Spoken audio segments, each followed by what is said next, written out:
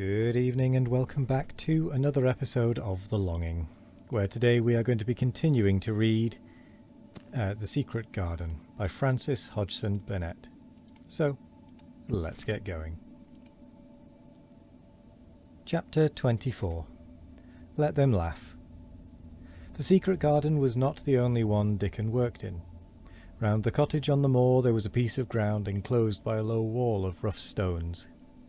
Early in the morning and late in the fading twilight, and on all the days Colin and Mary did not see him, Dickon worked there planting or tending potatoes and cabbages, turnips and carrots and herbs for his mother. In the company of his creatures he did wonders there, and was never tired of doing them, it seemed. While he dug or weeded, he whistled or sang bits of Yorkshire moor songs, or talked to Sut or Captain, or the brothers and sisters he had taught to help him. "We'd never get on as comfortable as we do," Mrs. Sorby said, "if it wasn't for Dickon's garden. Anything'll grow for him. His taters and cabbages is twice the size of anyone else's, and they've got a flavour with them as nobody's has." When she found a moment to spare, she liked to go out and talk to him. After supper there was still a long, clear twilight to work in, and that was her quiet time. She could sit upon the low, rough wall and look out and hear stories of the day. She loved this time. There were not only vegetables in this garden.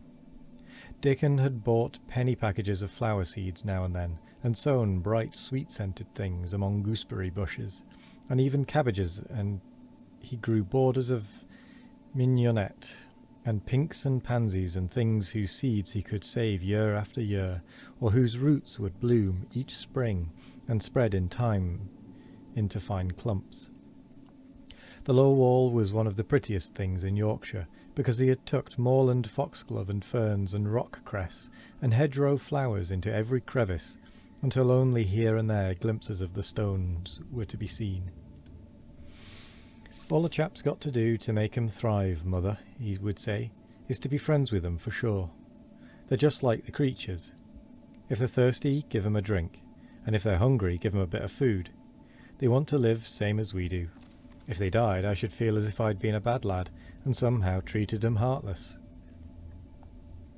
It was in these twilight hours that Mrs. Sorby heard all that happened at Misselthwaite Manor. At first she was only told that Mr. Colin had taken a fancy to going out into the grounds with Miss Mary, and that it was doing him good. But it was not long before it was agreed between the two children that Dickon's mother might come into the secret. Somehow it was not doubted that she was safe for sure.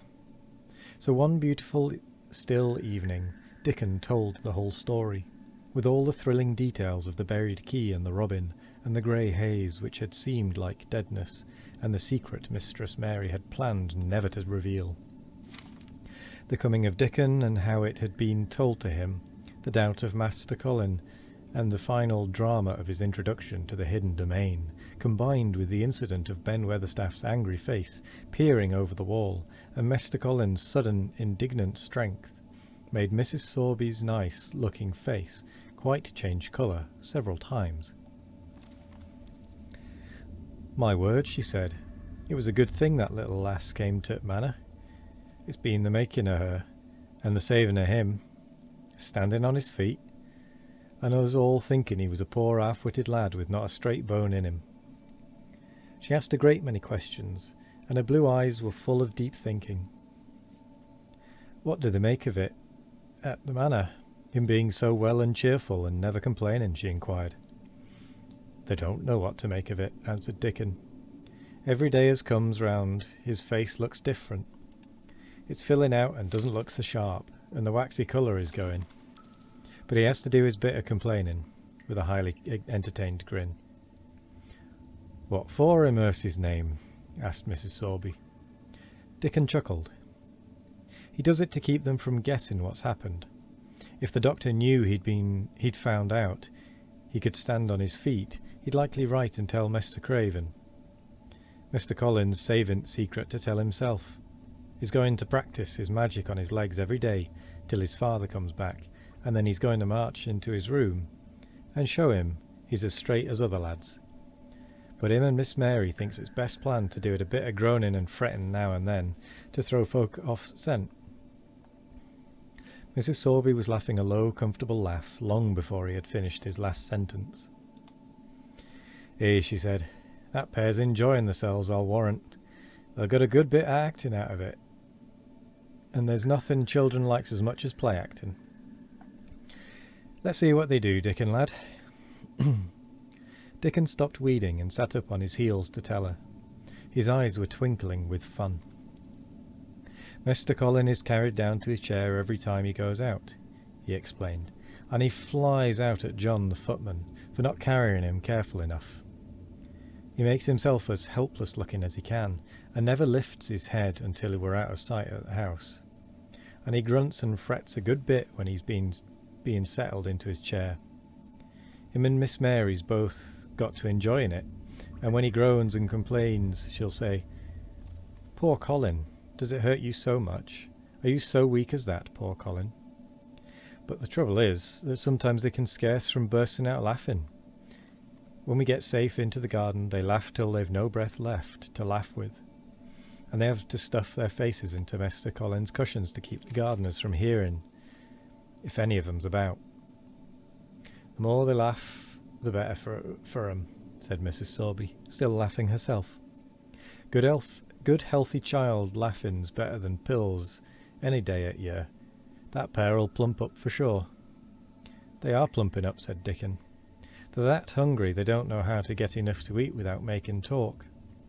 Mr. Colin says if he keeps sending for more food, they won't believe he's an invalid at all. Miss Mary says she'll let him eat her share, but he says that if she goes hungry she'll get thin, and they mun both get fat at once." Mrs. Sorby laughed so heartily at the revelation of this difficulty that she quite rocked backward and forward in her blue cloak, and Dickon laughed with her. "I'll tell thee what, lad," Mrs. Sorby said, when she could speak. "I've thought of a way to help 'em. When there goes to him in mornings, they shall take a pail of good new milk, and I'll bake 'em a crusty cottage loaf or some buns with currants in 'em, same as you children like. Nothing so good as fresh milk and bread.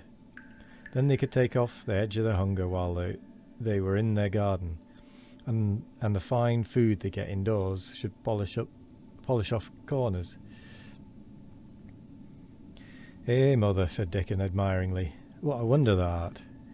Thou always sees a way out of things. They was quite in a ponder yesterday. They didn't see how they was to manage without ordering up more food. They felt that empty inside. They're two young uns growing fast, and health's coming back to both of 'em. Children like that feels like young wolves, and food's flesh and blood to 'em," said Mrs. Sorby. Then she smiled, Dickon's own curving smile. "Eh, but they're enjoying themselves for sure," she said. She was quite right, the comfortable, wonderful mother creature, and she had never been more so than when she said their play-acting would be their joy. Colin and Mary found it one of their most thrilling sources of entertainment. The idea of protecting themselves from suspicion had been unconsciously suggested to them first by the puzzled nurse and then Dr. Craven himself. "Your appetite is improving very much, Mr. Colin," the nurse had said one day. "You used to eat nothing, and so many things disagreed with you."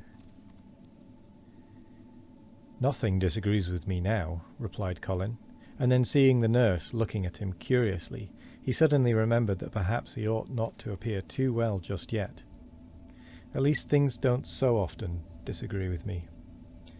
It's the fresh air." It's the fresh air. And with that, we're going to end the reading for today, because we are getting a little bit close to the end of the episode, and also my voice is slightly starting to go. I don't know if you could tell, it is sounding slightly off. But, oh well, it's not the end of the world. I'm sure it'll be fine tomorrow. Oh, excuse me. That one caught me off guard. But anyway, thank you very much for joining me today. I hope you all have a wonderful morning, evening, afternoon or night, no matter what time of day it is. I hope you all have a wonderful one of it. And as always, we will be back tomorrow for more of The Longing. Goodbye.